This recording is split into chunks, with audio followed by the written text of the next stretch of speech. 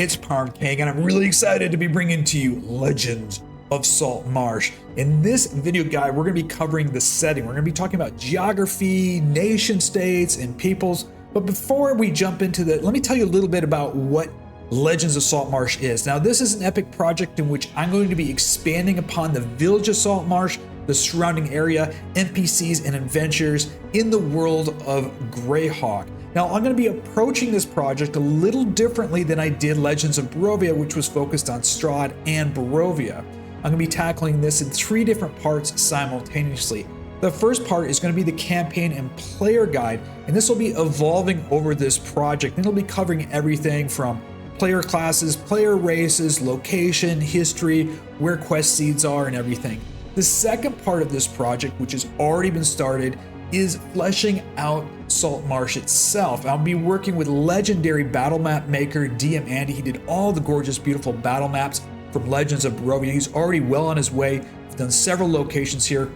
And you might be wondering, why do this for Saltmarsh? Why put all that effort into it? Well, first of all, it is a phenomenal location to be running fantasy adventures out of because of its rich geography and terrain. It is a coastal village, so you have coastal and nautical and island adventures. It's along a marsh and swamplands. There's a forest nearby. There's ancient ruins, temples, dungeons, dwarven mines, and mountains. So you have all this rich terrain and geography to explore out of Saltmarsh. So I'm going to be really focusing on this, adding some NPCs, some lore, some quest seeds, random tables, adventure hooks, and so much more. Now, the thought process behind this is that if you just want to run a series of one-shots or the adventures out of Ghost of Saltmarsh, well, Saltmarsh, it'll be perfect for that. If you want to run more of an epic campaign, this is a great home base. And for those of you, and this is something that I'm personally interested in, if you want to run a Westmarch style campaign, well, Saltmarsh would be great as a local headquarters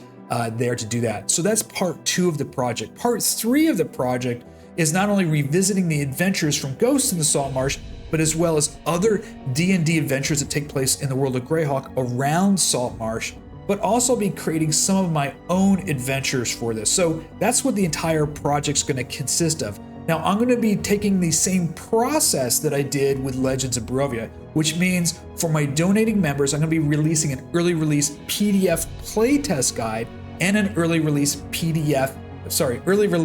Foundry Adventure module in 5th edition and system agnostic. So those of you that aren't using 5th edition, perhaps you're playing in Pathfinder 2 or Shadow Dark or some other type of system that you prefer, you can enjoy Legends of Saltmarsh in Foundry for any game system as well. Now, these are going to be living modules, adventure modules, and living PDF guides. That means I'll be consistently updating them.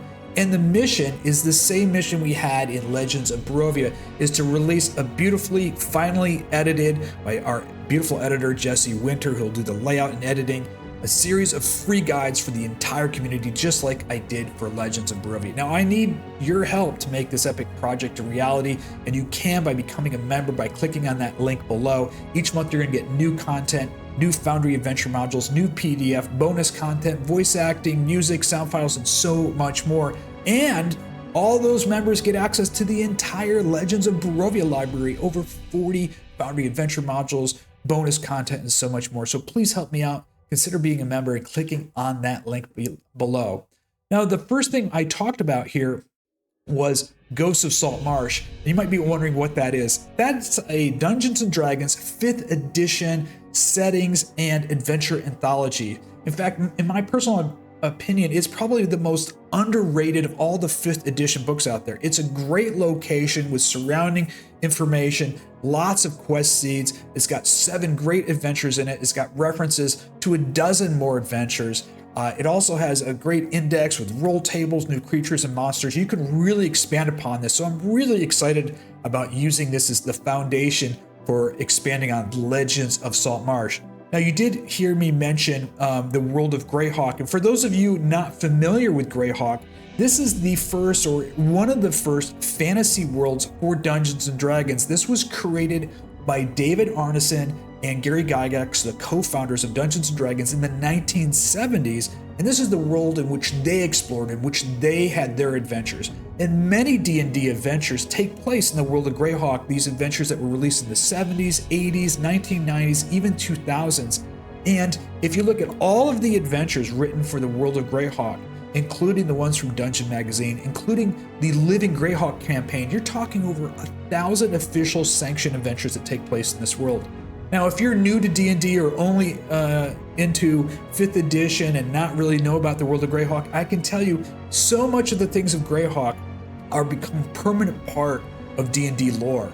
I mean, wizards like Big B and Mordecai, monsters and creatures that are signature creatures for D&D have come from the world of Greyhawk. I think the Beholder is actually from the world of Greyhawk. Even Vecna is from the world of Greyhawk. So this is a very rich and amazing world to take place any type of adventures, whether it's one-shots or campaigns. Now, before we look at the where Saltmarsh takes place in this entire huge world of Greyhawk, we need to know when it takes place, because the world of Greyhawk actually has 3 eras to it. The first is the pre-Greyhawk War era. It's also known as the Common Year 576. This is before there is any war. Now, there's some kingdoms. There's actually some factions fighting. There's a lot of tension and stress in the realm. There's all these different flashpoints in which war can happen. Then there's the Greyhawk Wars. This took place between 582 and 584, and this is when the world's in flames. I mean, kingdoms are being burned to the ground. There's new factions, enemies. I mean, everything's changing. I mean, it is the world war of Greyhawk. It's just an epic, horrific period of time. And then you have the post-Greyhawk world, and that takes place in the year 591, and it kind of expands through 598. And so you have this evolving world that actually changes, so it's not static, and that to me is really exciting. The question that we have to ask ourselves is the Saltmarsh from Ghosts of Saltmarsh, and therefore for legendary the Legends of Saltmarsh project to take place, is when does this take place? Well, there are a couple clues. I've read through Ghosts of Saltmarsh cover to cover several times. I'm familiar with the world of Greyhawk. I played in the world of Greyhawk back in the 1980s, and there were a couple clues that stood out. The first one is the map. So if we look at the map here, the top map over here, this is the map of Saltmarsh from the Ghosts of Saltmarsh. And we can see here, this is a small fishing village, approximately 1,000 people. If you look up here, there's a small wall and gate, but it's just a small little fishing village on the coast. If we look at the second map down here, we'll notice that this map, Saltmarsh, has changed pretty extensively. There's a wall around this map, around the town. There's a bunch more buildings and villages here. The population is more than tripled. It's over 3,000 here. Now, this particular map comes from the Dungeon Master's Guide number 2 for the 3.5 edition, I believe, of Dungeons & Dragons. And this Saltmarsh takes place in the year 590, I think 590 or 596. So this is clearly post-Greyhawk War era. So if we look at the maps alone, clearly Saltmarsh takes place from Ghosts of the Saltmarsh in the pre-Greyhawk War era. Now, there's another clue here, and that is the famous trilogy of adventures known as the Saltmarsh Adventures U1, U2, and U3. These are the foundational adventures in Ghosts of Saltmarsh. They've been updated to 5th edition. Sinister Secrets of Saltmarsh, Danger at Dunwater, and The Final Enemy. Now, I played the first 2 of these back in the 1980s. I never got around to playing The Final Enemy. But one of the important things to note here is they were published in 1981 to 1983, which is the same time as the World of Greyhawk box set came out, which is the world pre-Greyhawk War. That's in the era 576 that I mentioned. There's no mention in these adventures of war, anything like that. Now, when we compare these publishing dates and we look at the Greyhawk War as well as a post-Greyhawk War, From the Ashes is the box set for the Greyhawk War. That was published in 1992. And the post-Greyhawk War era, The Adventure Begins, was published in 1998. So from the publishing dates of the core adventures from the Ghosts of Saltmarsh, along with the map, we can clearly say that Saltmarsh takes place in the pre-Greyhawk War era of 576, and I'm really excited about this. And let me tell you why. There's two reasons that I'm so excited about this. First of all, this is an epic time, right? You've got all these things happening on in the world. You've got secret cults and an organization infiltrating courts and factions trying to sow seeds of chaos, manipulation. You've got rumors and attacks from the Hill and the Cloud Giants up in the Jotun Mountains. You've got this kind of war about to break out again between the pirates in the kingdom of Keoland, and they're amping up their naval forces. You also have the hordes of orcs and goblins just across the Jewel River ready to lay into attack. So there's all these possible flashpoints for war. And this is really cool because it means that your player character's actions don't only have consequences for themselves, but could send ripples throughout the entire world. I mean, your player characters, their actions could alter the course of war, actually start the war, change factions and everything. So it's a really, really interesting time and a very fertile ground to be running adventures in, or even your own homebrew campaign.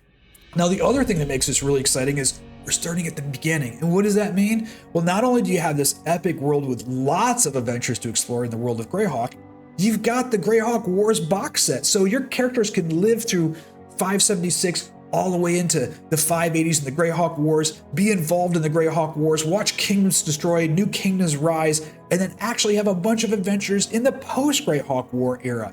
You could play your entire lifetime just in Greyhawk, and your characters can go through this amazing experience. The other thing I really like about the world of Greyhawk, it's been around since the 1970s, and if you spend some time on the internet, there are huge groups of people that continue to explore the world of Greyhawk, whether they're using 5th edition or AD&D or OSC or one of the OSR adjacent game rule systems. The world has so much amazing content to offer. So now we've clearly established the when, let's talk about the where.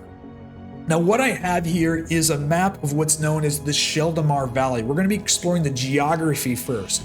And when you talk to anybody in the world of Greyhawk, you say this Sheldamar Valley, they'll know exactly what you're talking about. So this is just a sliver of the huge world of Greyhawk. And this is where Legends of Saltmarsh takes place. Now, the reason I selected this area is because there's events and kingdoms and nation states who have actions and things going on that either directly or indirectly affect what's going on within Saltmarsh in that immediate region. Now, these regional maps, I have 3 of them. I've made them available in 4K for free for the entire community. I'll put a link in the description down below. They come with labels and not labels. Now, if you're a donating member, I have 8K versions of these maps, also with different types of grids, player-facing maps, DM-facing maps, a whole huge map pack. I'll put that membership link for the map pack down below as well. So let's go ahead and jump into this map. Let's first find out, where is Saltmarsh on this map? And there it is right there. Let's zoom in and take a look at it. So Saltmarsh is this black dot right here. It's on this bay right here. We're gonna be talking about these towns and cities when we get to the nation states as well. So now we know where Saltmarsh is, but let's talk about the big mountains. It's the geographical features that kind of determine this entire valley. And they also determine the nation states. They have critical roles in what's going on in this world as well. Now, the first mountain range we have is up here in the upper east side of the map, and this is the Lortmill Mountains. This runs from north to south all the way down to this ocean here. And the way I like to view the Lortmill Mountains, I like to see them in my mind as like the Rocky Mountains or the French or Swiss Alps. There's always going to be snow at the very peaks, but they go through seasons. The pass is open so you can get through the mountains. In wintertime, they're just covered in snow. Now, the kind of creatures you're going to find in the Lortmill Mountains are really going to be humanoid kind of hordes of orcs, goblins, kobolds, hobgoblins. Now, they've been pushed out not too long ago out of the Lortmill Mountains to the east. We'll be talking about that some more. But that's what you're thinking about is these Rocky Mountains, humanoid type creatures up here is what's located here. Now, the other mountain chains we have is to the west, and that is the Crystal Mist Mountains here. And let me zoom in over here. Now, the Crystal Mist Mountains, they actually run off this map. They run north to south all the way off this map. I have some of them down here. And these are like the Himalayas. These are really massive mountains. I mean, they're covered with snow all the time, all year long. There's glaciers up there, there's snow-covered volcanoes. These are the big, massive mountains. Now, I imagine when you're standing in the central plain of the Sheldamar Valley, you could see these off in the distance. I mean, they go, they just disappear off in the clouds. I mean, these are just the massive, massive mountains. Now, there's two spurs of mountains that come out of here. We have the Jotuns right here, and the Jotun Mountains, which come out of the Crystal Myth Mountains. These are more similar again to like the Sierra Nevadas, the Rocky Mountains, or the French or Swiss Alps. There's snow always at the top of them. They do go through seasonal changes. Now, what's interesting about the Jotun and the Crystal Myth Mountains is the kind of creatures that you're going to run into are definitely different than the ones we see in the Lortmill Mountains. Here, we've got issues with the cloud giants and hill giants. Just beyond the Crystal Myth Mountains and the Jotuns, just on the other side, are the ancient caves that lead down to the Underdark. There's ancient stories and myths about the Drow coming up and raiding human villages around this area. So this area is highly dangerous. Now, there is some mining operations going on in the Jotuns, as well as the Crystal Myth Mountains with some dwarf mining operations, but obviously it's highly dangerous. Now, the third mountain range that I want to talk about is down here to the south, and that is another spur of mountains that come out of the Crystal Myth known as the Tors. Now, the way I see the Tors is they're certainly smaller than the Jotuns or the Lortmills, definitely smaller than the Crystal Myth Mountains.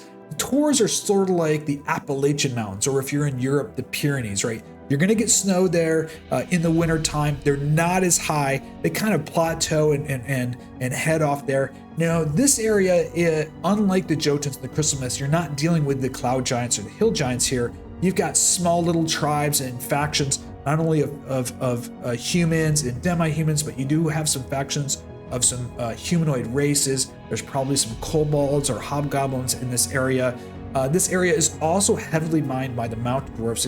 It's well known in a lot of history for rare gems, gold, silver, all going on here in the Tor Mountains. So we've got the two major mountains that kind of defined our valley for you: the Lortmills to the east, the Crystal Myths in the west, and two big spurs of mountains that are coming out of those Crystal Myths. But there are two hill regions that we need to discuss here as well. And the first hill region up here is called Good Hills.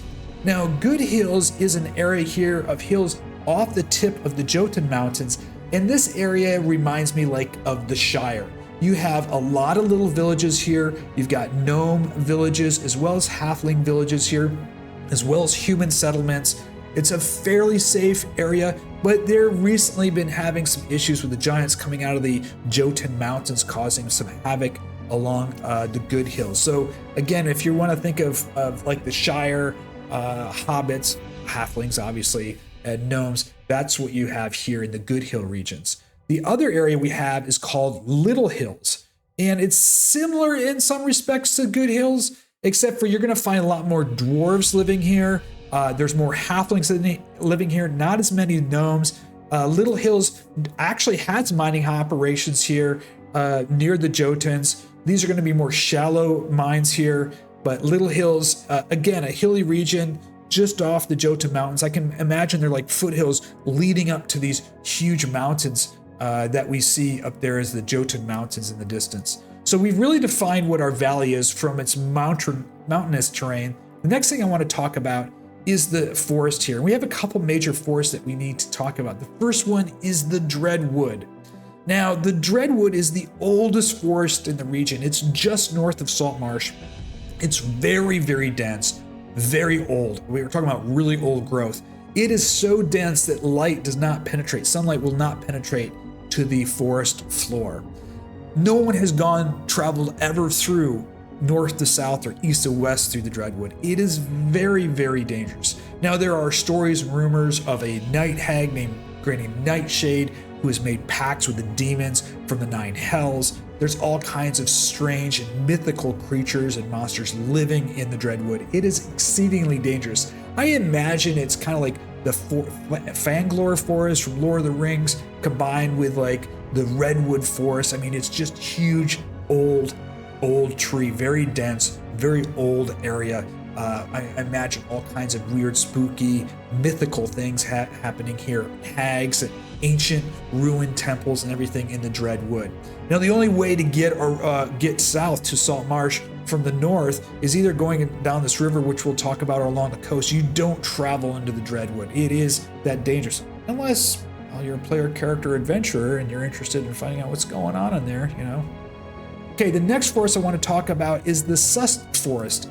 And this is to the east of those Lortmere Mountains. Remember we talked about those orc and goblin hordes? Well, they've been pushed back down into the Sust Forest. We'll talk about that a little bit more. So this forest, while old, it's a little bit different. In here, you're going to have, instead of like night hags and all that, you're going to be dealing with kobolds, goblins, orcs.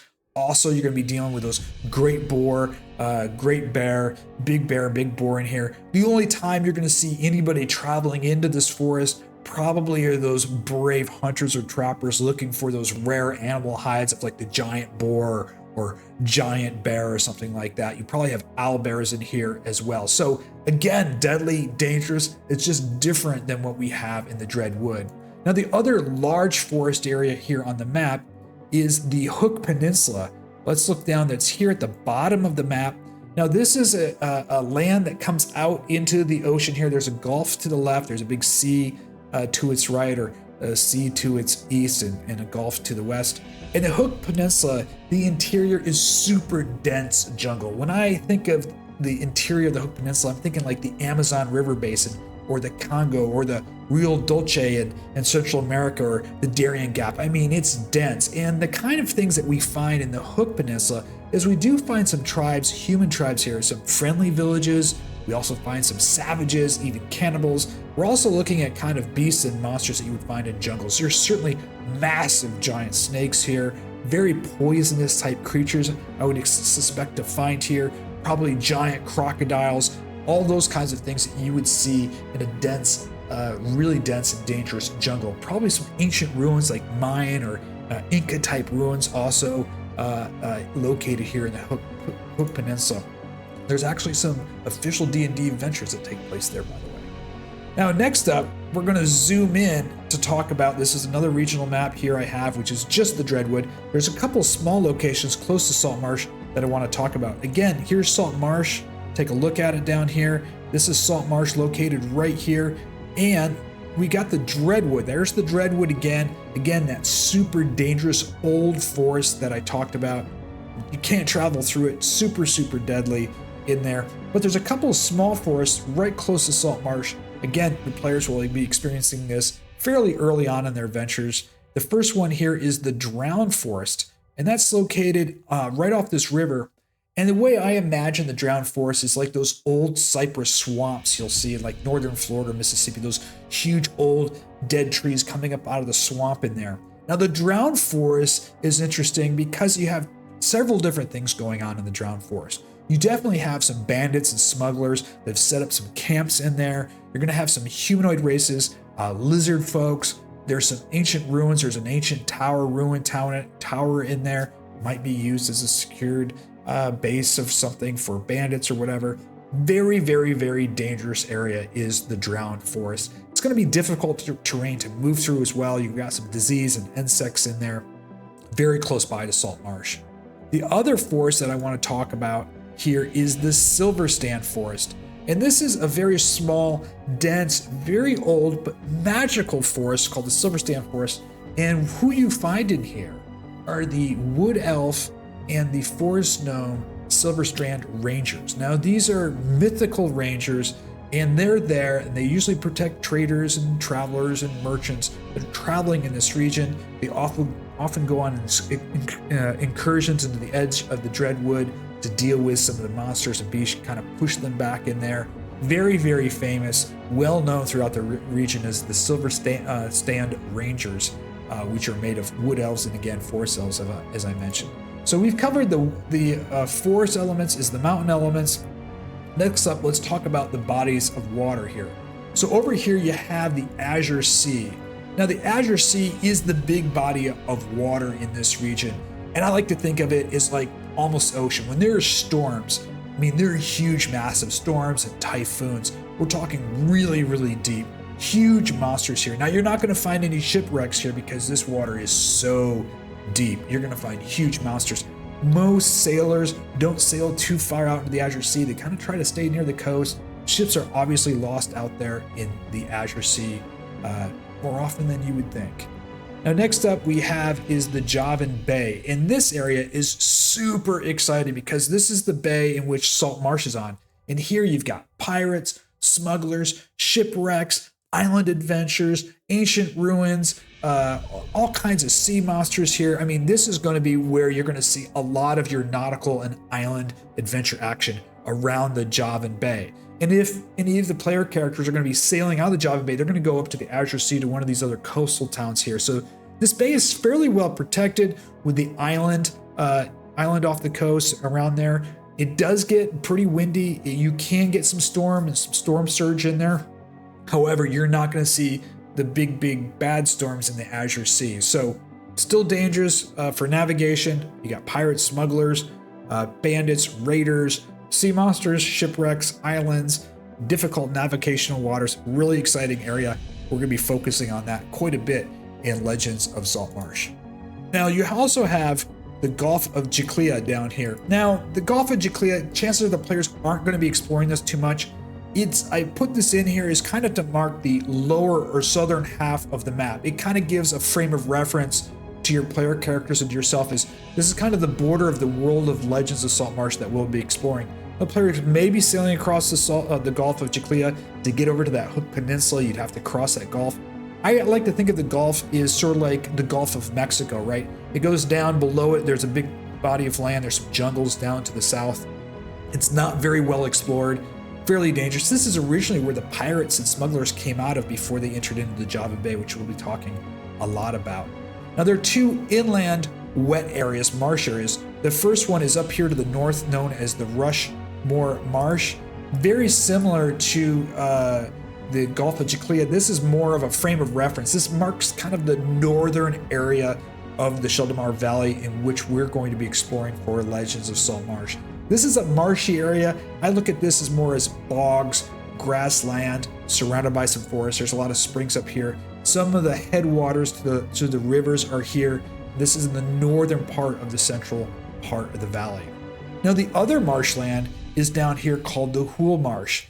And the players are really going to experience a lot of stuff around the Hool Marshes because it borders up right up to Saltmarsh. Now the Hool Marsh is over 200 miles long, probably about 70 miles to 100 miles wide. It goes across this river. It starts at the base of the Tor Mountains. It's named after a small river here called the Hool River. It goes all the way across, all the way up just to the bottom of the Dreadwood Forest.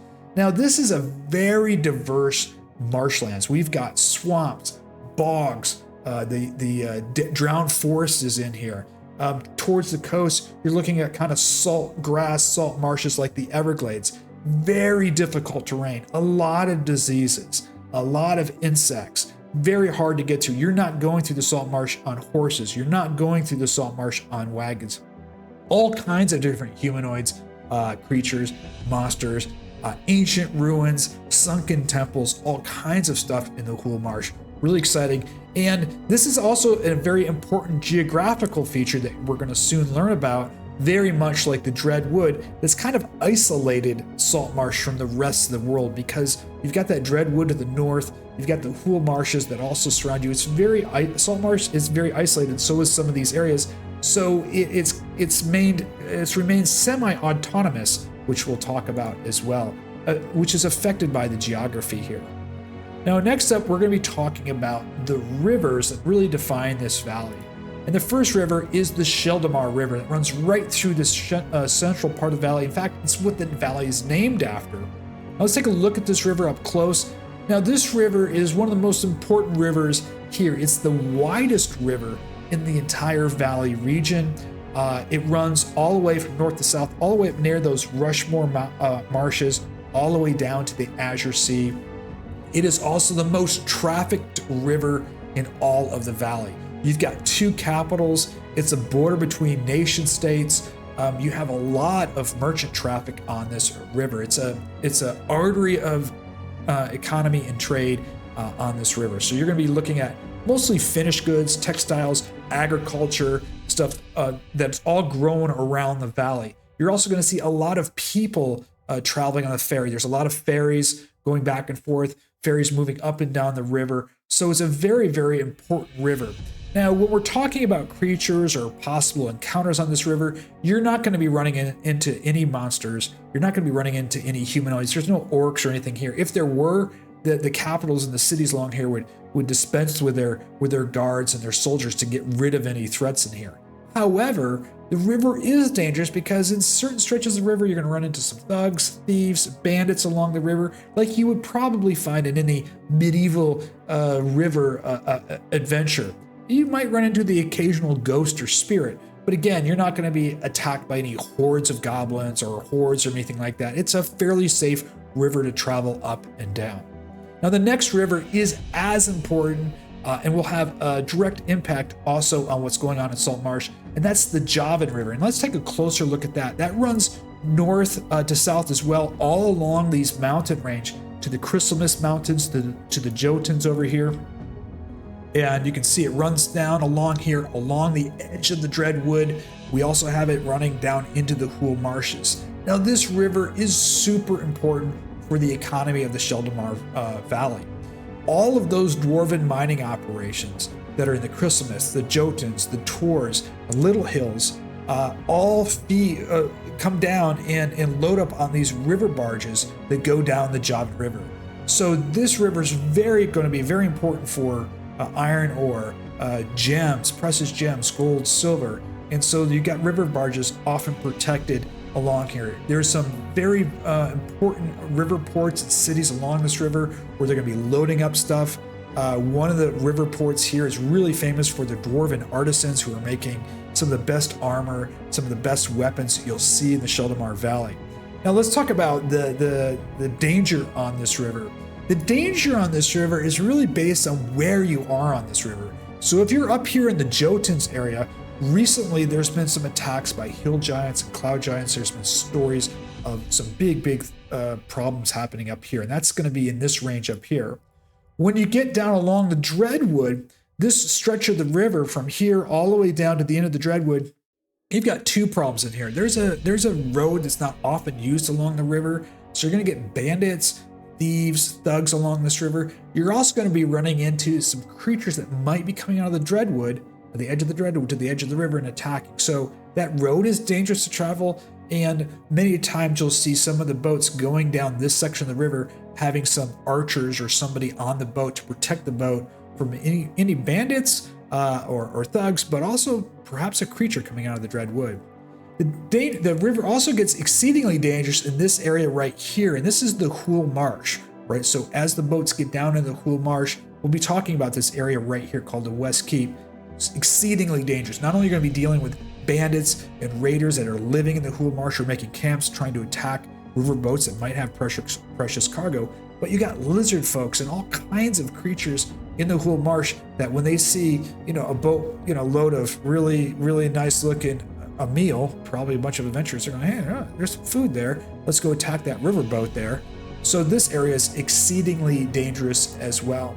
Now, there's another important river on here. It's not as important for economic and trade, but it is a bordering river here, and it's known as the Jewel River here on the far east side of the map.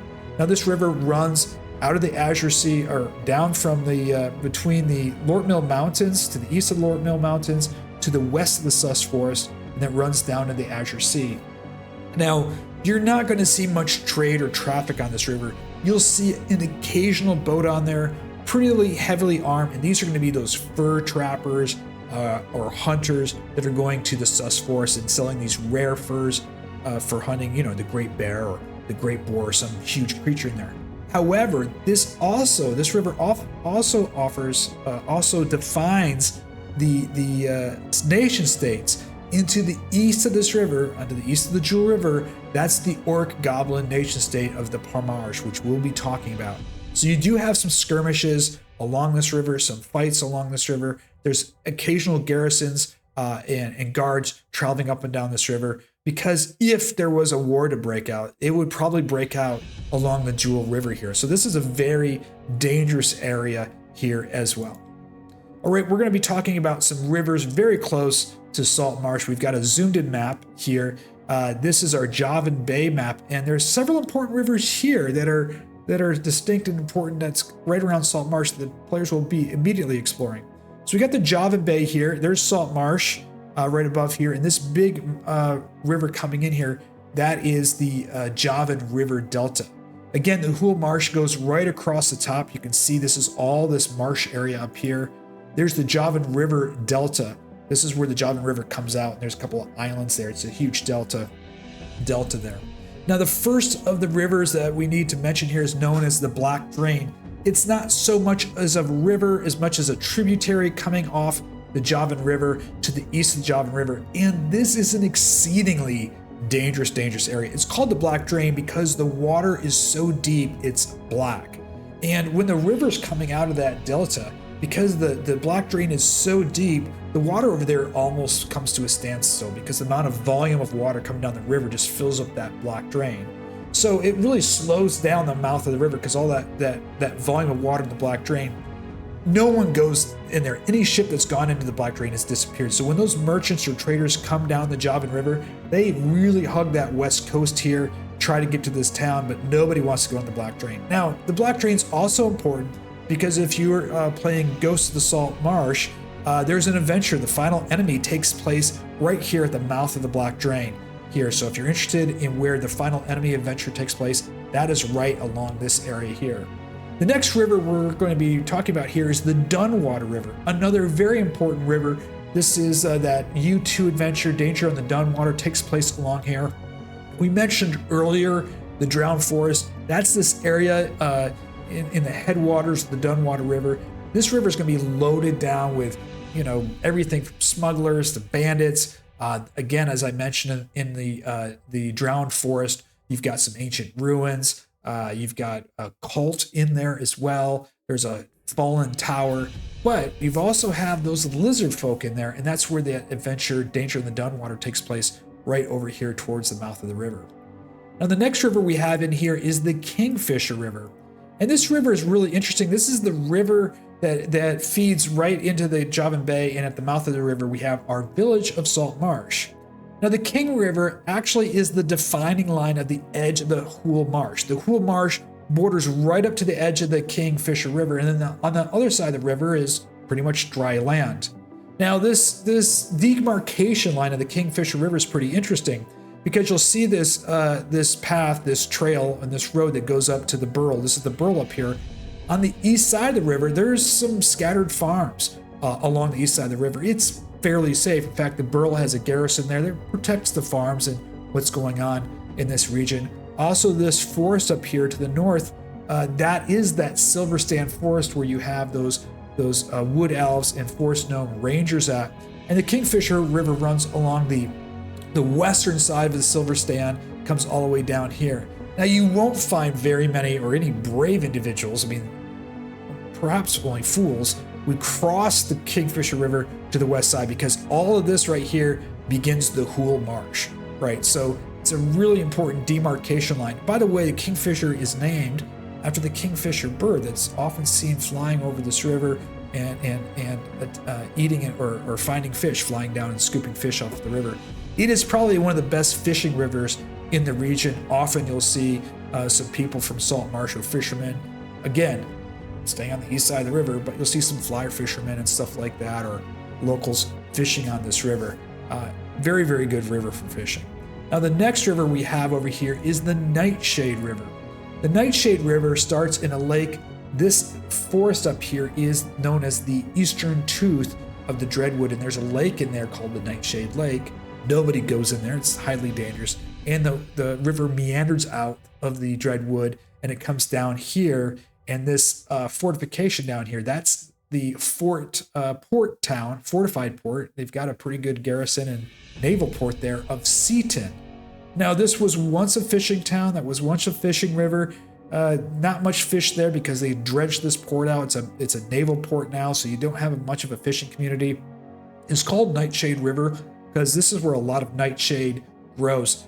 There's herbalists that come here just to collect the nightshade along this river. So that's the name why this river is named the Nightshade River. All right, we've gone through the geographical features. Now we're going to be talking about the nation states. And you might be asking, why are we covering all of these things for Saltmarsh? Well, the adventures that take place in Saltmarsh are going to be affected or directly or indirectly by not only what's going on in the world, but by these nation states, by monsters outside of this. You're going to see, as we explore Legends of Saltmarsh and that surrounding area, a lot of these nation states have a direct impact on what might happen here. And so let's go through each one of these. Now, before we do, I want to mention something here to kind of give you the lay of the land. When Greyhawk was created by Gary Gygax and Dave Arneson in the 1970s, it was highly influenced by Lord of the Rings, Tolkien's Middle Earth. And so the world in Greyhawk, especially in the Sheldamar Valley area here, is a world mostly of humans. So think of like the Men of Gondor or the Riders of Rohirrim. This is a very human world. However, it's got a lot of high fantasy. You do have pockets of those halflings and gnomes living. There's the dwarves living up the mountains. There's also elves living here. And of course, those humanoids, orcs, and all kinds of stuff. But if you keep in mind, this is a Lord of the Rings type setting. And it also has a setting that's similar to the Game of Thrones. And I'll be talking about this. Now, these are the heraldry of the kingdoms that we'll be talking about that are in this area. Some of these are allies. Some of them are enemies. All of them are causing friction in the world in which your characters will experience. By the way, I will put a link down below. These were all designed by Anna B. Meyer, who makes the best world maps of Greyhawk. She is a Greyhawk enthusiast. I'm a Patreon supporter of hers, so I'm using these in there. You can get those from her website. I'll put a link in the description down below. So let's first of all talk about the largest kingdom here, and that's the kingdom of Keoland. The current king here is King Scotty. Now, the royal family, the royal line that's been here has kind of died out. They didn't have a male heir. They ended up having a council who found somebody that has a distant relative, distant royal bloodline, and that was a master ranger from the Dreadwood Forest, actually. He was a minor noble with royal blood, named Scotty, and they nominated him, the council nominated him to become king. Now, he's commonly referred to the commoner king because he's not one of those direct descendants of the royal bloodline. And the kingdom itself is a council-ruled monarchy. So it's a monarchy with a council working together.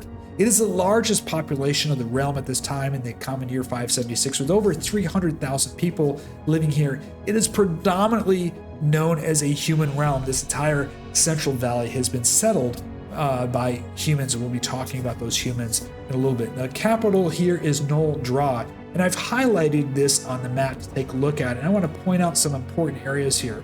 So you have Nol Dra, which is right along the Sheldamar River here. The kingdom itself, by the way, what defines the borders of the kingdom is you have the Sheldamar River to the east, the Javan River to the west. Down to the south, you have the Javan Bay as well as the Azure Sea. And then to the north, you have the Rushmore Marshes. That really defines the kingdom of Keoland. It's a very big kingdom. Again, 300,000 people. The capital up here is Nol Dra, which is along the river. Now, as I mentioned earlier, that Sheldamar River, it's a very wide river. You have a lot of ships and big ships. I'm talking about big river boats going up and down this river. I imagine Nol Dra is sort of like King's Landing from Game of Thrones, right? It's a big capital right there on the river. It's got a walled city along the river. River boats are coming up, going up and down the river here. Now, there's a couple other important areas that I want to talk about here in the kingdom. Again, we talked about up here, this is Good Hills. It's normally 300,000 plus humans living here. There's about 10,000 plus demi-humans. Up here in the Good Hills, Blacktop, Woodbridge, this region, you're going to be finding the Shires. That's where you're going to have the Halflings. That's where you're going to have the Gnome villages. Flynn is a very important village here. It's a walled city here. A lot of the Halfling and Gnome artisans trade in Flynn, and a lot of those crafts and stuff that are made by those Gnomes and Halfling artisans are sent down the Javan River here. So Flynn is a very important trading town. It's almost like a city-state here. Recently, this area has been suffering from some hill giant and cloud giant attacks. Another important city you have along the river is Krylor, and Krylor is one of the biggest city-states along the river. It does a lot of business with those mining operations out of the Jotuns and Little Hills, you're going to see a lot of those beautiful finished goods, those beautiful armors made by dwarf artisans, beautiful weapons, mason axes, bladed weapons. Well, you'll also find in Krylar. A lot of stuff here is also shipped down that Javan River. Now, the other important area I want to talk about here is Gradsel over here. This port of Gradsel is the largest port in all of the Azure Sea, and it is double the size of population than the capital. We're talking about close to 50,000 people living in Gradsel. It is also the home of the Kingdom of Keoland's major naval operations, the big naval base there with their ships there. It has some, I think there's two paladin orders here, the Paladin of Light and the Paladin that also worships Procon, the ocean god. There's a clerical order. There's a very famous wizard school here in Gradsel as well. We'll be talking about that in the future. And then down below here, you have Saltmarsh. So Saltmarsh is actually in the Kingdom of Keoland. And what's interesting about Saltmarsh, and we talked about this earlier, is you have this Dreadwood region, and then you have that Hool Marsh in here. And that really isolates Saltmarsh. And we'll be talking about when we cover the history in a later video, in a later guide, the battle between the pirates and the Kingdom of Keoland. That really put a lot of stress in that southern region of the Kingdom of Keoland. And recently, well, not too recently, but within the last 100 years, the port of Seaton, which was a fishing town, has been turned into the southern naval port. So there's two naval ports, a very small one at Seaton. It's got a couple naval ships. I think there's a garrison, about 200 men there. Gradsel is the big naval port. Seaton's got a population of about 2,000, Gradsel a population of 50,000, to kind of give you an idea. There's a couple of towns along this coast. This coast is pretty cliff. These aren't deep water ports, so they're mostly fishing village. The only deep water port is going to be Seaton and Gradsel along here. So those are very important. Now there's a road that goes across here, which you saw earlier, from Nine Oaks all the way over to Kimberton. Kimberton is one of the last towns before you get into the Hool Marshes along the Javan River. So this kind of gives you an idea of this. Now, when I think of the Kingdom of Keoland, I imagine in my mind the kingdoms, this is the kingdoms of the men of Gondor. This is the kingdoms from the Game of Thrones. There are some castles here, fortification, a lot of human settlements. It's got a very medieval feeling to it. Standing armies. There's several clerical orders, several paladin orders. There's the two knight orders, actually, one of them located in Nol Dra. So it's got a lot of that chivalry, very human, very mixed human cultural population. When we get to the humans, we'll talk. This is very, very mixed human populations. There's three major human cultures here. And again, 10,000 plus of those dwarves, between the dwarves, gnomes, and halflings. You're going to find some elves here as well. You won't find very many elf settlements. In fact, I don't believe there's any towns that are just elven towns here. The only towns that you're going to find are human towns, halflings, and gnomes. There might be a few dwarf towns in the Good Hills as well. Now, next up, we have the Yeomanry. The Yeomanry is the only kind of democratic republic in the entire region. It's ruled by Crispin Redwell. He's a freeholder and spokesman. He's elected by a tribal council. Population is over 100,000. The capital of Leftwick, which is 6,000 people. And this is also a human realm. And this area takes place in surrounded by the mountains. It's got the Jotuns to the north, the Taurus to the south, the huge crystal myth mountains that look like the Himalayas to the west. And then the other border is the Javan River over here. You can see the Javan River is its eastern border. Now, the Yeomanry was created by two human tribes. The native humans to this region, the Flan, as well as the Sul. And they actually formed the Yeomanry mixed together. Later, the Iridians came here. And it's also the home of a lot of dwarves. You have a lot of the second largest population in the Yeomanry, I think it's about 20,000 is dwarves. So you've got mountain dwarves, hill dwarves in this region. Again, down in the lower Jotuns, there is some old mines. Some of those mines have been abandoned because of the recent problems with the dwarves. The recent problems with the giants. You have some mines also in the Christmas Mountains. A lot of mining going on in the Taurus and even in the Little Hills. So you've got mountain hill dwarves. There's regular dwarves here. You do have, what's very interesting, is you do have a very small contingent of an enclave of high elves, which is unusual why you have these high elves here. And nobody knows for sure, but the high elves have been here for a long time, and there is a belief that the high elves are here as kind of the guardians, the watchers, because a long time ago, we're talking about thousands of years ago, in the Elven Wars, when the elves drove the other elves underground, which became the Drow. Hundreds of years ago, the Drow surfaced and raided towns here in the Yeomanry. And the high elves probably are here as that kind of feeling maybe responsible or accountable, or maybe just to keep watch to see if that Drow threat returns. And there have been some rumors and some stories about those Drows. So you do have that, the contingent of high elves living here. But other than that, it's mostly going to be humans as well as dwarves in this region. There are some halflings as well, and a few gnomes, maybe one or two little gnome villages, but majority again is going to be humans, dwarves, and then you have those elves. Now there is one other group here that's worth mentioning, and that is there is a small clan, less than 100, of Half-Drow.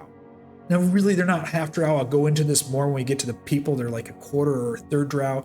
There's a small enclave of them here. They don't go too much. They're very reclusive, living together, and they're here in the Yeomanry as well.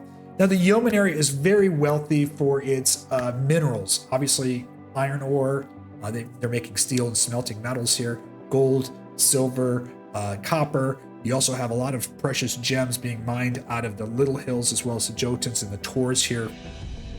And they have a pretty decent standing army. In fact, probably the second best standing army in the entire region is the Yeomanry.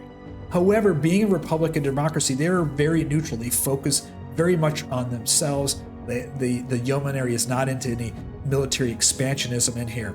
Now, one thing I do want to point out that's kind of interesting is the border to the south has never been really defined. It's kind of the border of the cool marshes to the nation state to the south.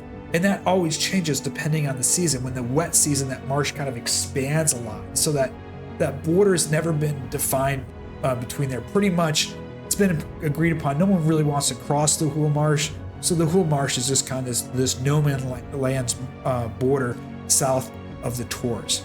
The biggest city, by the way, in the Yeomanry is Longspur. I think it's like 3 times the size of the capital. I'm thinking we're talking about maybe 20,000 people in Longspur. It's one of the biggest cities along the Javan River. You've got some amazing dwarven artisans here, even better than Krylar. You have a lot of smelting facilities going on in the Little Hills. So a lot of stuff is being made, a lot of metals and precious gems here in Longspur. There's some gem cutters, dwarven gem cutters, some gnome gem cutters, famous gnome gem cutters here, as well as Longspur as well along the Javan River.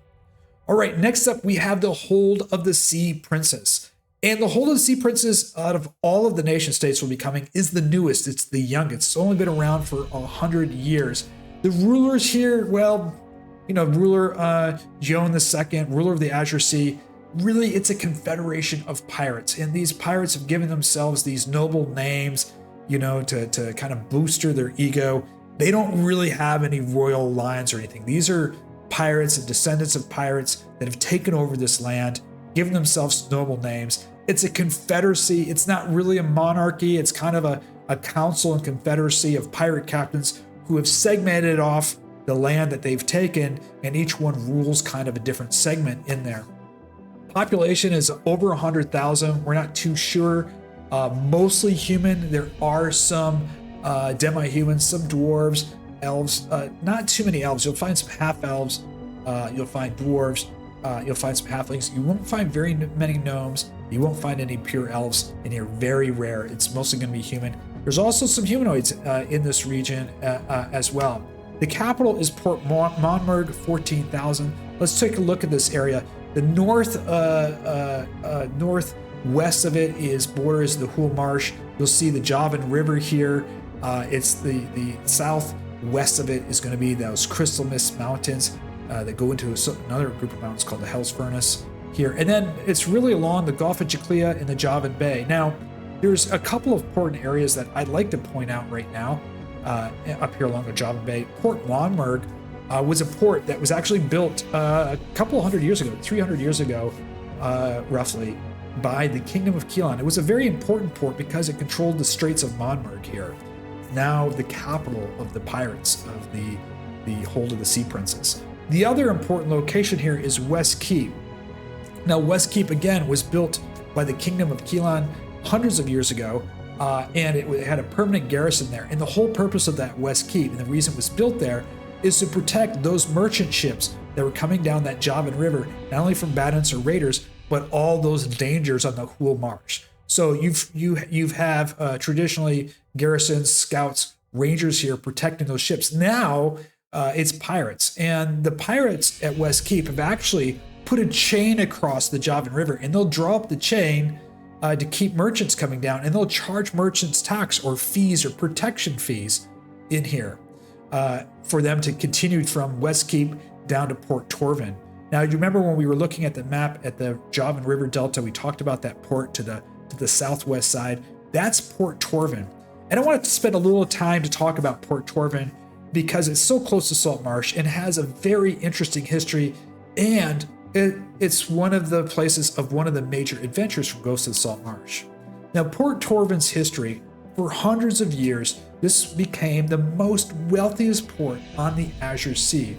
Imagine all of those merchant ships with gold, silver, platinum, gems coming down that Javan River.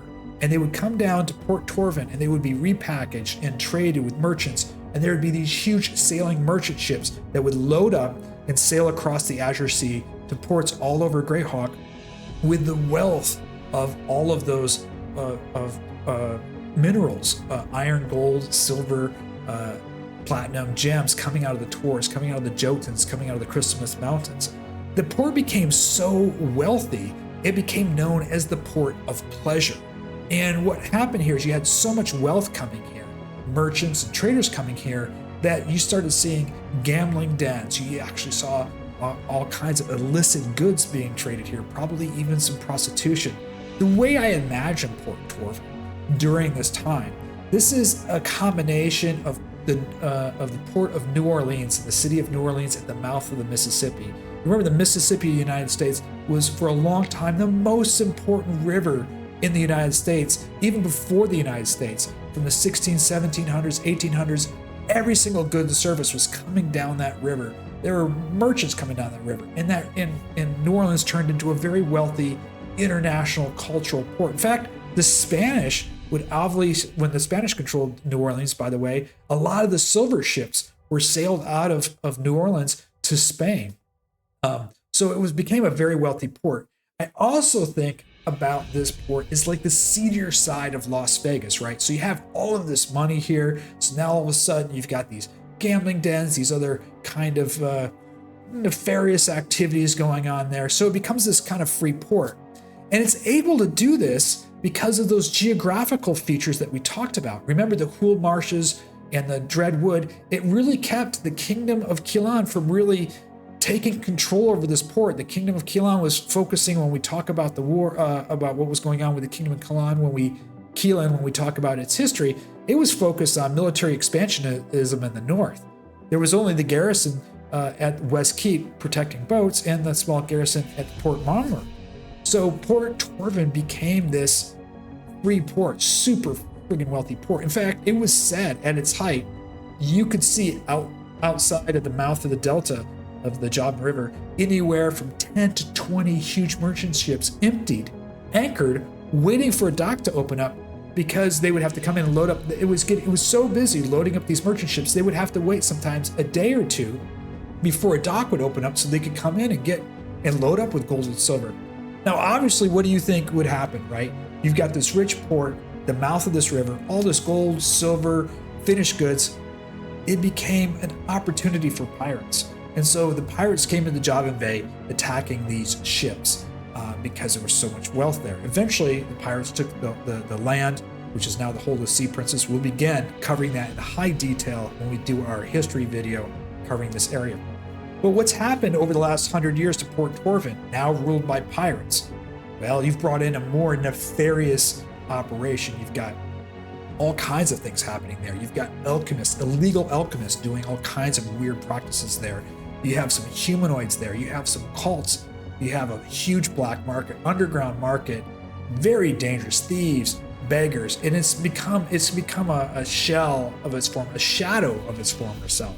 It does currently, excuse me, approximately about 10% of the trade it once did. Some of the docks have actually decrepit and fallen into the water, and so only those merchants that are willing to pay those fees to the pirates to protect them in the Western Keep and probably pay some exorbitant dock fees still take their boats down through the cool marshes to Port Torvin, to ships that come out of there.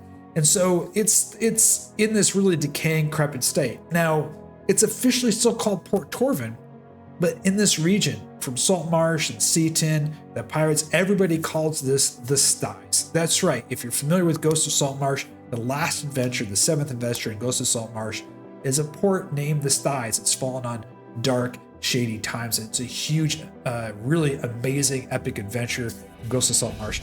Well, that takes place in Port Torvin, now known as the Styes. And we'll be covering this whole area and the pirates in more detail when we go over the history section.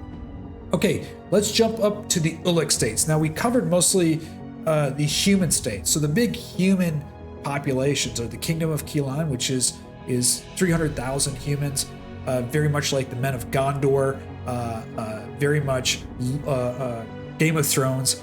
We got the Yeomanry, again a human state with dwarves. I like to think, by the way, of the Yeomanry people. The people that live in the Yeomanry are more like the riders of Rohirrim, right? They're horsemen, they're cavalry. You know, the riders of Rohirrim are in the Yeomanry, whereas the Men of Gondor are kind of like in the Kingdom of Keoland. Well, you have 3 states on the far eastern side, and these are the realms of the demi-humans. And the first one is called the Duchy of Ulek. The ruler there, the Duke of Ulek, is a high elf. Population there is 35,000 plus. A little over 10,000 humans live in there. The capital is Tringli with 13,800. And let's take a look at that on the map. So its border to the west is the Sheldamar River. You can see the capital of the Kingdom of Keoland's right along their border on the Sheldamar River. They have this kind of forest that goes down here along the Sheldamar River that's known as the Silverwood Forest. The capital of Tringli here. Now, you're going to mostly find high elves here. This is the land of the elves, the elven realm. Elves that you find anywhere in the Sheldamar Valley will refer to the Duchy of Ulek as their state, their home state. The capital has been ruled by high elves for as long as anyone can remember. Now, you'll also find an interesting small little enclave of halflings here called Tall Fellow Halflings. There's not that many of them. They come only from the Duchy of Ulek, this state, and they have elven blood. They're taller than normal halflings, called Tall Fellow Halflings, and they're from this area. This is also the only place that you'll find one of the human cultures, the Sul, which are kind of the humans that are very, very pale. They usually have blonde to white hair. They even have albinoism in there. There is a small enclave of Sul, pure Sul race that have not mixed with any other humans, and they are very fascinating. In fact, they have this huge allure to elves, and they live in a small enclave here. So you're going to have some halflings, some gnomes living here, but you're going to have a lot of elves, high elves, half-elves, regular elves living in here. This is the elven state, Tringli. Now, I imagine the capital is going to be very Art Nouveau. The elven state is very into the Enlightenment, into philosophy, reason, poetry, the arts is what this elven state is known for from its cultural perspective. It's told that Tringli is probably the most beautiful capital in the entire Sheldamar Valley, with a beautiful Art Nouveau type of artwork and architecture there in Tringli. Now, the next state we have is of the demi-human states is the County of Ulek. This is the next state down, just below the Duchy of Ulek. The Count Palatine of Ulek is also a druid. He's an archdruid as well. Population is 35,000 plus. The capital is Yeomanry, 10,900, and it's known as the Halfling and Gnome realm. there is, outside of Good Hills and Little Hills that we talked about, there are several little villages and enclaves and shires in here of halflings and gnomes. The halflings and gnomes consider this their realm, their state. We got the shield and heraldry there as well. Now, what's interesting also about the Ulek state, it's known also as the Druid state. There's several Druid orders here. There's also a clerical order of nature that worship the seasonal gods located in the capital of Yeomanry here. Yeomanry, just outside of Yeomanry, you also have the oldest and largest Druid stone circle in all of the valley. Many Druids come here on a pilgrimage once a year for a festival they have there at that stone circle. It is to be a leader, or to be the leader of the Ulek state, or the county of Ulek that we're talking about here, you must be a Druid. It's part of their doctrine is a Druid, and then the Archdruids go through the process of also electing you to be the ruler of the county of Ulek. So you're going to find a lot of Druids here. If you're a halfling or a gnome, chances are you are a Druid, or family members or somebody you know is closely related to a Druid order or one of the clerical orders here that are clerical orders of nature as well. One thing else about this county of Ulek, there is a human settlement. It's considered the oldest human settlement in the valley. It's the Flan. Now, the Flan were the original native humans from this region, and there is still a native pure Flan settlement here. It's considered the oldest human settlement. They're also very in tune with nature. Many of them are Druids, very part of this community. Now, next up, we have the Principality of Ulek. This is the third of the three Ulek states, the last one, and this is known as the Dwarven Realm. It's ruled by His Highness Olestad, who is a mounted dwarf. Population is the largest of the three Ulek states, 60,000 plus, and Greyhawk is the capital of 17,200. Now, this is interesting. The western border is the Sheldamar River over here. We can see Gradsel down here, a part of the Kingdom of Keoland. This river here that marks its border between the county of Ulek to the north and the Principality is known as the Old River. You also have the Lortmill Mountains, and the border to its east is the Jewel River. The capital is along the water, and a couple of interesting things about the capital that's worth mentioning. Even though this is the Dwarven Realm, and there's a lot of dwarves outside of the Yeomanry and the mountains of the Yeomanry, there's more dwarves living here. So a lot of dwarves here. However, in its capital, the dwarves are the minority here. The Greyhawk is probably, now since Port Torvin has become this dice, Greyhawk has become kind of the new Port Torvin. The dwarves have declared Greyhawk as a neutral and free port. That means any goods and any services are allowed to be traded here. Now, obviously, there's guards there. You can't murder, you can't steal, or whatever. But there's a lot of goods and services that would be considered illegal or illicit or gray market in the rest of the realm. They also have a lot, it's not known as the Port of Pleasures, but there are some gambling dens and some other activities going there in Greyhawk. It has some a famous magical wizard school there. There are a couple of paladin orders. I think there's a paladin order here, as well as a clerical order here. It is also, out of all of the cities, the most diverse city that you're going to find. You're going to find somebody of every race and every culture in the city, because it has so much going on, not only in the city, but there's so much ship traffic coming here as well. Clearly not as big as Gradsel. Gradsel is also a big naval port and a big cultural center for the Kingdom of Keoland. But if you're looking for kind of an international port with a lot of diversity here, you're going to find Greyhawk. Now, a couple of things to mention here. There is some dwarven mining operations going on here as well. And it's the Jewel River to the east that's where danger lies. You've got, again, I mentioned those orc and goblin hordes and skirmishes along there. The Principality of Ulek has had several garrisons and guards, especially in Haven Hill. In Haven Hill, they have a garrison there, kind of like the front line in case war does break out. So this is certainly along this river is a potential flashpoint for war, for the Greyhawk Wars. Now, last up, we have the Pomarj, and there's not much of that on this map. And I did include it in here because something is going on in the Pomarj. Again, when we talk about history and current events, which is going to be in a future video, you're going to realize that even though Pomarj is so far away, the Pomarj Peninsula, it directly affects what's going on in Saltmarsh. There's going to be some impacts to Saltmarsh.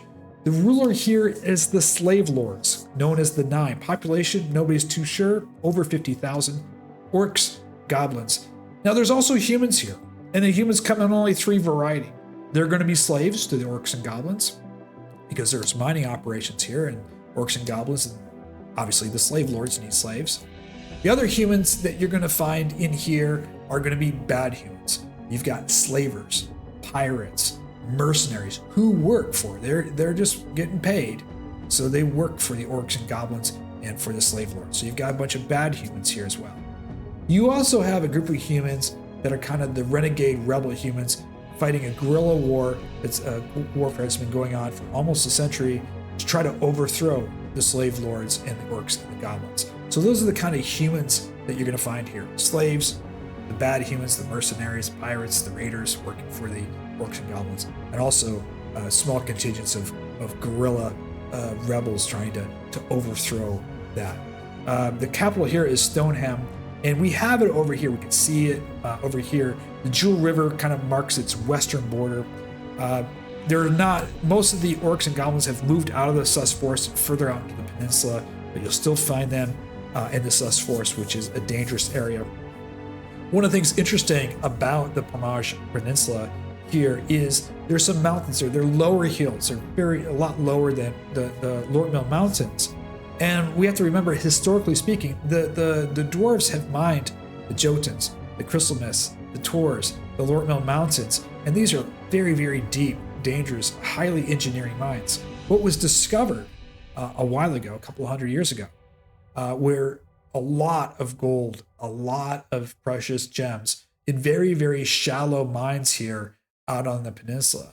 And that is one reason the slave lords have a bunch of slaves here, is they're using human slaves to mine. And these are very easy mines. These aren't deep mountain mines. These are more, some surface mines, some shallow mines. So the slave lords are becoming very, very wealthy off of the mining operations here and those mineral operations. So we've talked about the nation states here. You got to have an idea of what that's like. Let's talk about the peoples that make up the world of Greyhawk.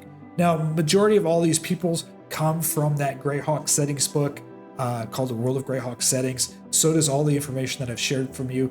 I've gone ahead and elaborated and added some things that I thought were germane or important to Legends of Saltmarsh. And I've added a couple of little things as well to the population. Again, as I mentioned before, we're looking at more of a Lord of the Rings setting. So you're not going to see those exotic races like Dragonborn or Tiefling here. This is mostly going to be humans with elves, halflings, gnomes, and dwarves here. So let's go ahead through that. First off, we have the humans. And I mentioned briefly, there are 3 cultures. Now, 4 cultures. The 3 cultures come from the world of Greyhawk. We have the Iridians and the Sul, and those were tribes that came long time ago, before these kingdoms, thousands of years ago, who came over the mountains and settled into this region. In fact, they were fleeing from war. The Iridians here, let's just zoom in on talking about them.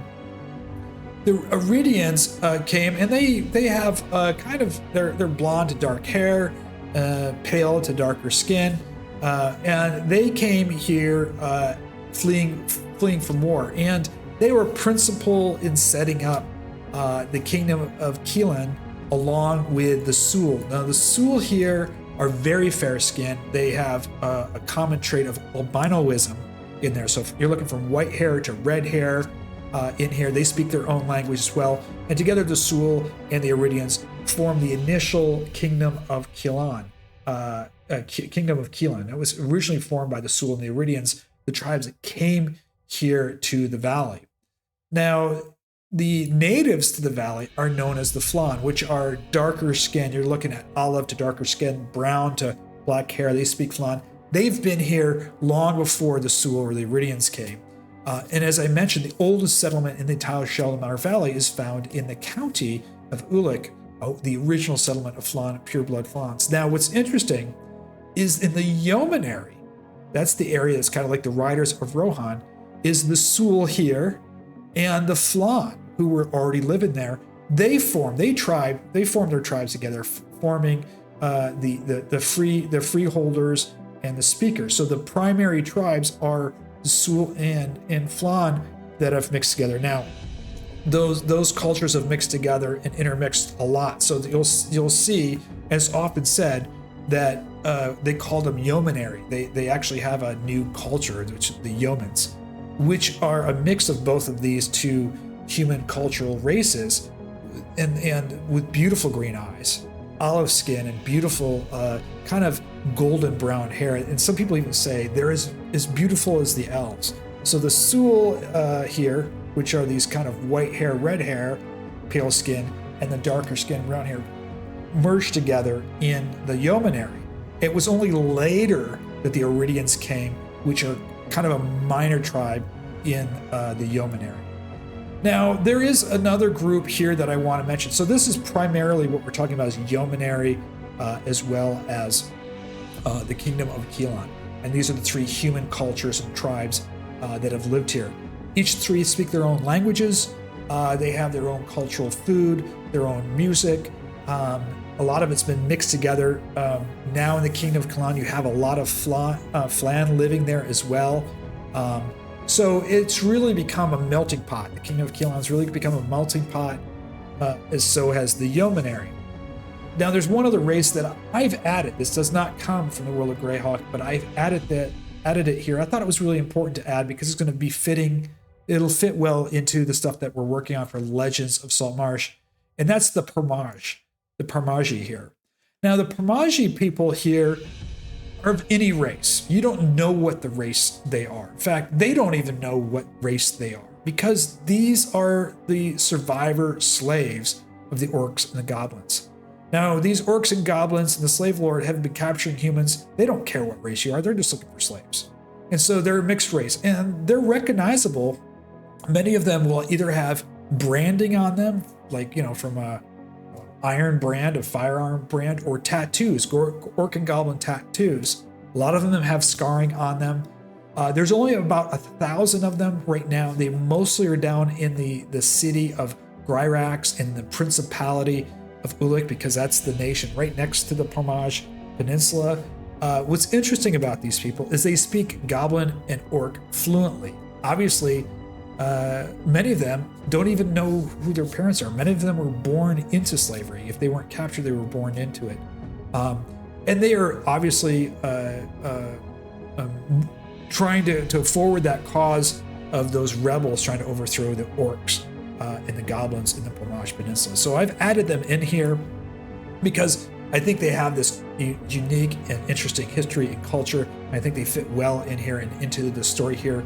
And again, from a cultural, racial standpoint, from a human, they could be anything at all. So those are the humans in here that take place in this area. First three are from the world of Greyhawk. Fourth one I've added to it. Now, next up, we have elves. And obviously, you probably know what elves look like. Now, the elves here, as I mentioned, you're going to find most pure elven communities only located in the Duchy of Ulek. You got high elves and regular elf communities here. The only elf community, elves living as in a town or a village as elves, is you're going to find in the Yeomanry, in that base mountains of the Yeomanry, where there's 2,000 high elves in that community. Now, there's also a group of wood elves, and we mentioned that at the very beginning of this video, and they live in the Silver Stand Forest near Saltmarsh. So you got those wood elves, very few of them. They're rangers with the forest gnomes there. Next up, we have dwarves. We also have two subraces. We have the hill dwarves and the mountain dwarves. Now, you're going to find dwarves, a lot of dwarves, settlements and towns and villages in the Yeomanry, both mountain dwarves and hill dwarves. A lot of mining operations going in there.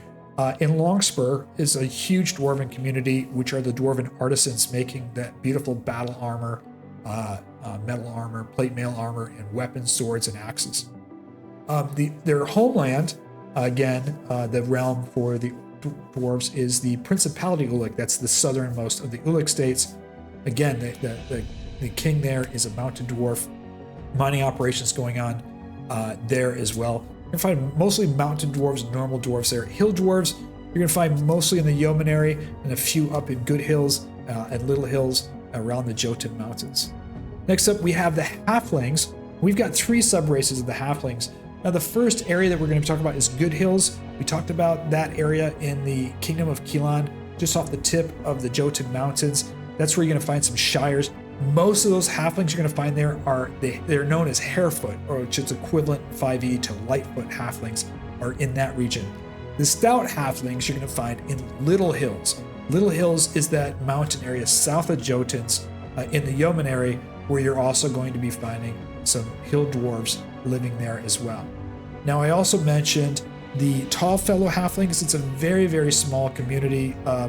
They're taller than normal Halflings. They have some elven blood, and that's located in the Duchy of Ulek.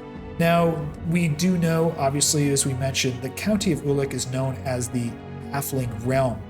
So you'll certainly find several little shires or hamlets of Halflings there, and that will be mostly Lightfoot and some Stout. You won't find any. You might find a Tall Fellow visiting, but there's no communities of Tall Fellows living in the County of Ulek. There's only one community, and that exists in the Duchy of Ulek, the Elven realm. Next up, we have the Gnomes, and the Gnomes, the biggest area of Gnomes outside the County of Ulek, which you'll find a lot of hamlets and shires of Gnomes living in the County of Ulek, is in the Good Hills in the Kingdom of Keoland. There are several little hamlets and villages of Gnomes living there up in the Good Hills, and there's a few. I think there's 1 or 2 probably in Little Hills, not that many. It's mostly going to be hill dwarves and stout halflings. There is, however, that subrace of forest gnomes living down in the Silverstand Forest with the wood elves, who are famous, the famous rangers down there. By the way, something I want to mention about both the gnomes and the halflings, even though they might be living in the Yeomanry or the Kingdom of Keoland or down in the Silverstand, once in their lifetime, even though they're not druids, maybe they have some other profession in life, once in their lifetime, the gnomes and the halflings will make a pilgrimage to Yeomanry for the summer solstice. And it's known as part of that halfling and gnome culture to make that pilgrimage to their home realm, the County of Ulek, to experience once in their life the summer solstice festival in the capital there at the giant druid stone circle there. Next up, we have the Half-Elves. Now, Half-Elves are about 1% of the population throughout the realm. They're located pretty much everywhere. You will not find any settlement of Half-Elves, unlike the other ones where you'll find settlements of gnomes and hamlets or shires of dwarves or towns with dwarves or elves in them. You won't find any Half-Elves. And the history of the Half-Elves is fairly interesting. About 2 to 3 centuries ago, probably longer, very, very rare. It was considered socially not acceptable for humans and dwarves to have offspring. It was a story of forbidden love.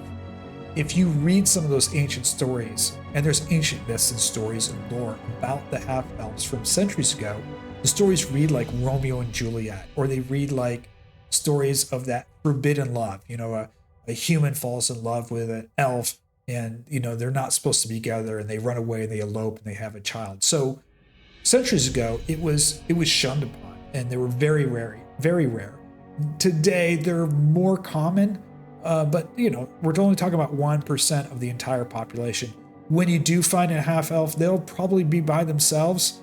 They might be married or courting a human or an elf. They're far more socially acceptable today. The only places where they're kind of, they're a little snooty about it is those high elves. The high elves like to think of themselves as the pure blood.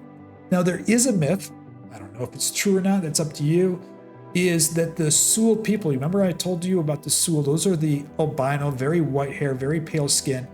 There is an old enclave of pure Sul living in the Duchy of Ulek. That is the Elven state. And they are just fascinating. In fact, some believe that these Sul really want to be elves.